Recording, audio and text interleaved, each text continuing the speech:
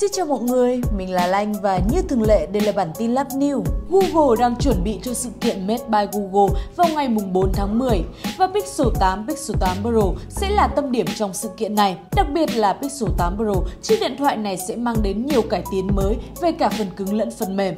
Dưới đây sẽ là danh sách 10 thay đổi quan trọng mà Pixel 8 Pro sẽ mang lại.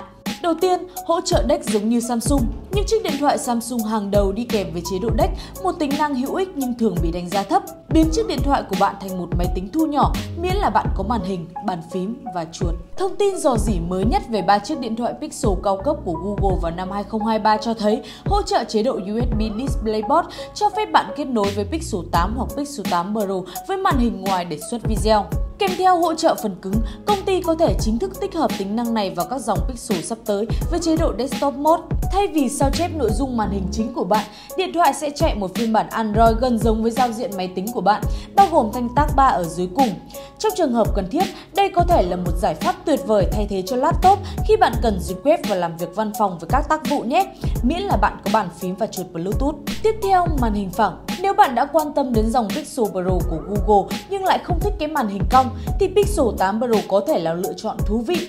Google cũng đã điều chỉnh góc bo tròn của cả hai mẫu điện thoại, gấp đôi bán kính góc bo tròn ở khung viền, tức là màn hình trở nên ít vuông hơn trước và có góc bo tròn hơn một chút ở các góc. Tiếp theo là cảm biến nhiệt độ.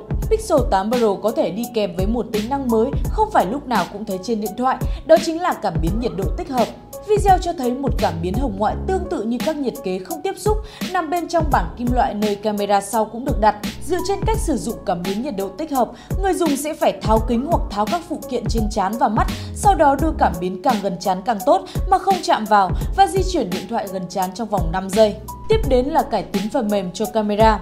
Google dự kiến mở rộng tính năng Night Shine của camera trên dòng Pixel 8 để tối ưu hóa chất lượng ảnh trong điều kiện ánh sáng yếu bằng cách kết hợp nhiều hình ảnh với thời gian phơi sáng khác nhau để giảm độ nhiễu và tăng độ rõ nét. Google cũng sẽ cho phép Night Shine hoạt động cùng với tính năng thu phóng ở camera chính trong ảnh.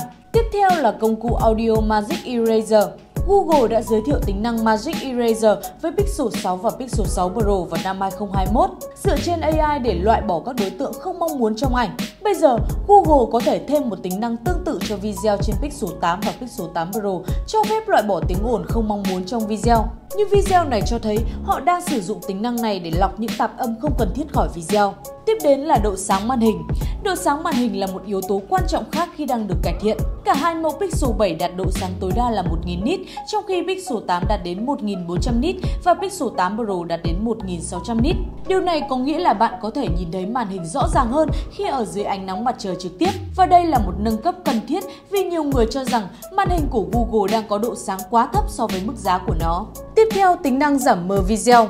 Tính năng Magic Eraser ban đầu xuất hiện trên Pixel 6 hiện đã trở thành tính năng cao cấp trên các điện thoại khác thông qua dịch vụ Google One. Tuy nhiên, tính năng giảm mờ ảnh vẫn đang được giữ riêng cho các mẫu điện thoại mới nhất của Google. Google đang làm việc để mang tính năng giảm mờ tương tự này vào video trên Pixel 8 và Pixel 8 Pro, giúp làm sắc nét khuôn mặt ngay cả khi có chuyển động nhanh ở hậu cảnh. Tiếp theo, hỗ trợ phần mềm tốt hơn. Google hy vọng cung cấp nhiều bản cập nhật hệ điều hành hơn cho Pixel 8 và Pixel 8 Pro, giống như cách Apple hỗ trợ iOS trên iPhone ít nhất trong vòng 5 năm sau khi phát hành. Điều này có thể là một tin tức lớn nếu Google có thể đạt được điều này. Google đã cập nhật chính sách cập nhật phần mềm cho dòng Pixel lần cuối vào năm 2021 với việc ra mắt Pixel 6. Tất cả các thiết bị ra mắt kể từ đó đều đủ điều kiện để nhận 3 năm cập nhật hệ điều hành và 5 năm bảo mật, bao gồm cả Pixel Fold. Ngoài ra, họ cũng có nâng cấp cực lớn về camera. Google Pixel đã xây dựng một danh tiếng là điện thoại có camera xuất sắc nhờ vào đầu tư mạnh mẽ vào nhiếp ảnh tính toán ngay từ đầu. Nâng cấp chính về phần cứng camera năm nay sẽ áp dụng cho cả hai mẫu Pixel 8.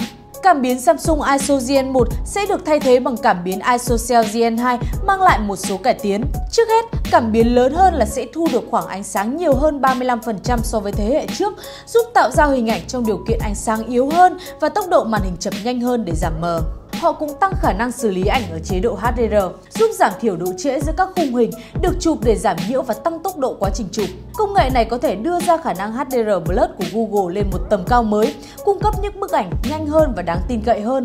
Pixel 8 Pro cũng sẽ nhận được một nâng cấp đáng kể cho camera siêu rộng với cảm biến 64 megapixel Sony IMX787, gấp đôi cảm biến 12 megapixel Sony IMX386 đã cũ. Cuối cùng là hỗ trợ Wi-Fi 7. Dòng Pixel 8 của Google gợi ý khả năng hỗ trợ Wi-Fi 7, một công nghệ không dây tiên tiến vẫn còn đang phát triển, nhưng hứa hẹn sẽ cải thiện trải nghiệm mạng không dây ở nhà với tốc độ nhanh hơn và độ tin cậy cao hơn. Công nghệ mới này nhằm tăng tốc độ và tính ổn định trong mạng không dây. Và đó là 10 thay đổi hàng đầu mà bạn có thể thấy trong dòng Pixel 8 sắp tới. Hy vọng bạn sẽ thích video này và đừng ngần ngại chia sẻ ý kiến của bạn ở bên dưới comment nhé. Và đó cũng là kết thúc điểm tin. Đừng quên hãy like và subscribe kênh để cập nhật thêm những thông tin công nghệ mới nhất nhé. Bye!